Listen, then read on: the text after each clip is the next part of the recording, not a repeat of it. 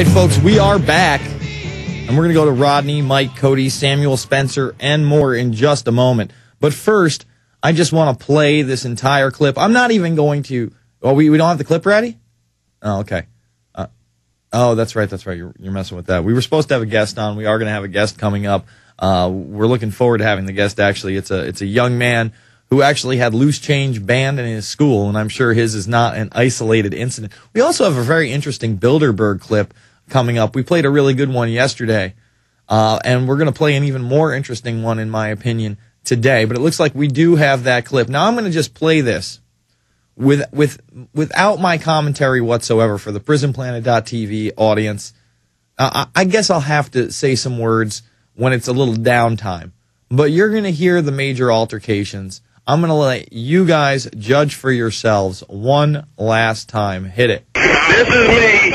This highway patrolman pulled my mom's ambulance over because he's mad we didn't pull over, and he's trying to arrest the police, the AEMT, from taking my mother to the hospital. This is me.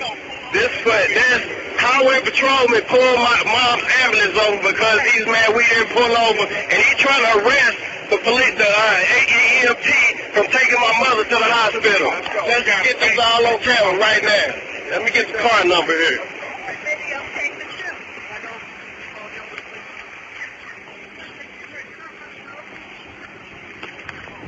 Makes his way around, gets the plate.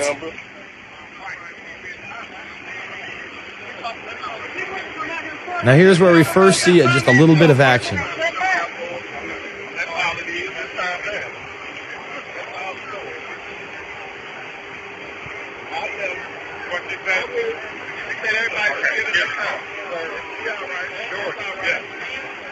Don't y'all get involved, okay? We're not. No, I just got you some evidence, that's all.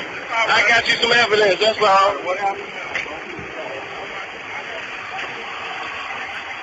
See right there, the gentleman that ends up getting choked says, "Don't get involved." Over here to help County out. You understand? Yes, I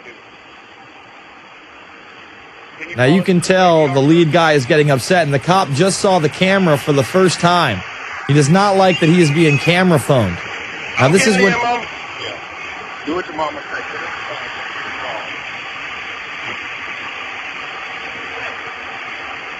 Now you think it's about to be over? You were under arrest. Okay, you were under arrest. I get in there. Charge from him for assault and child abuse, which is a state law. Hey, mama. My wife is in here. Hey, man.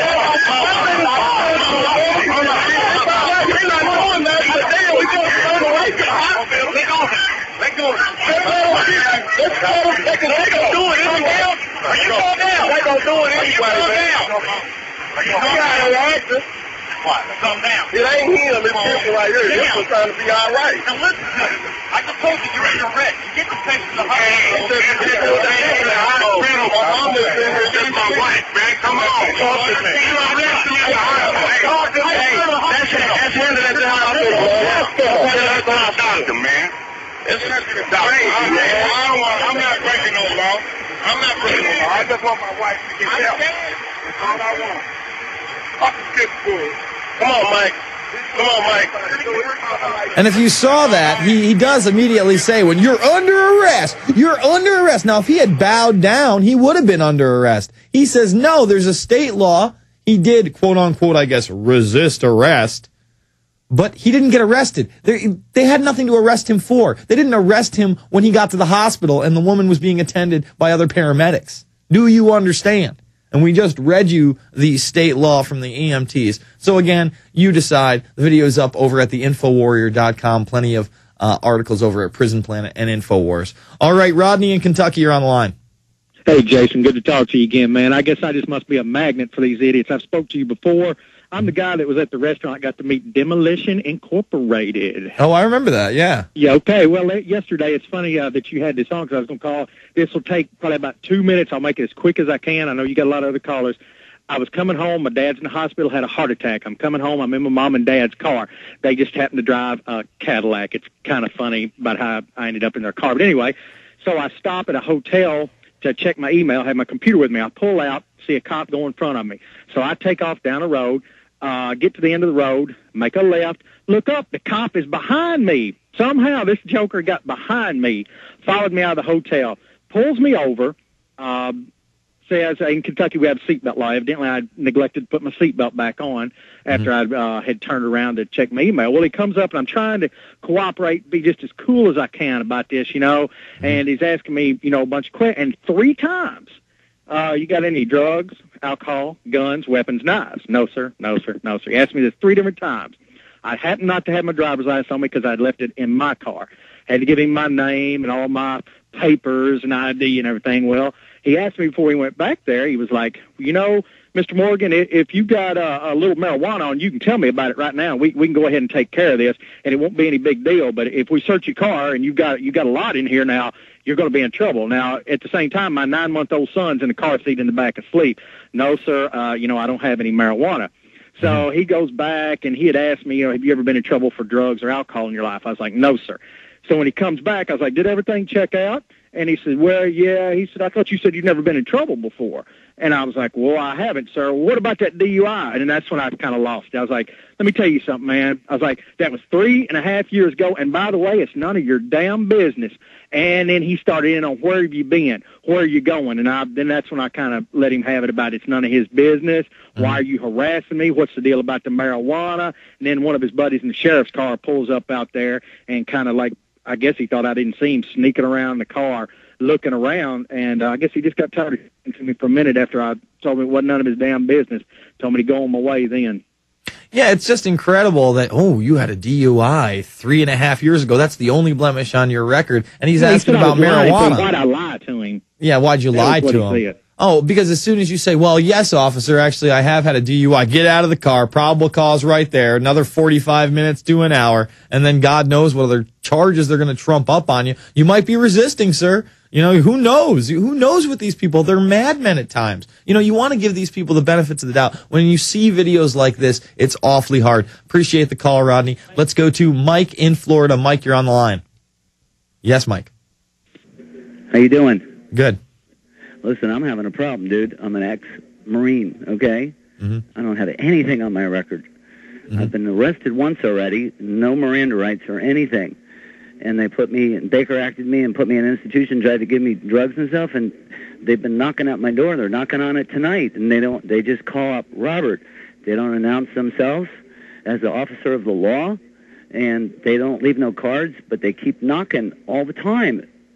Well, what is this stemming from? What are they saying? What are they saying they're coming to see you for? Nothing. They just come to my window and say, Robert. They don't even call my last name. Well, why does it say that your name's Mike on my thing if your name's Robert? It's Robert Michael. Oh, okay. Yeah. So you don't know why the police are harassing you at all? Not really.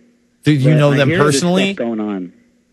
I don't know what's going on, okay, but I've been listening to the radios and they're targeting ex-military.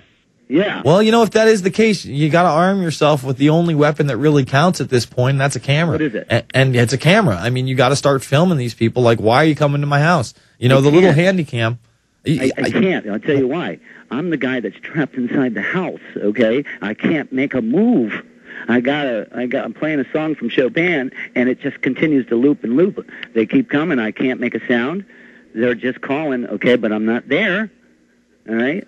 All right, Mike, I thank you for the call. You're getting a little wacky on me. You're talking about Chopin, looping calls, can't leave your house. I mean, you can leave your house, I promise, and you can get a camera, I promise. So you could call someone and have them bring you a camera if you truly think that you're trapped in your house. So that's the problem. There are some people out there that are complete schizophrenics, and, I don't know Mike. I don't know, his background. I know that he just told me he was a military man, but then he started going into what I would call schizophrenia and lunacy.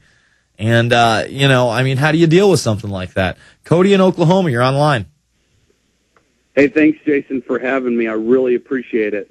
You got it. Okay, I have a couple of things. Number one, I want to let you know I'm the guy that's supplying you with the info for the CQC hack. Okay, yeah. Yeah, and I've compiled the last bit of it. and I've given it to you on the link on your MySpace. Oh, excellent. Cool. Well, I don't know if I'm going to get to it tonight because I am obviously exhausted, but I will definitely check.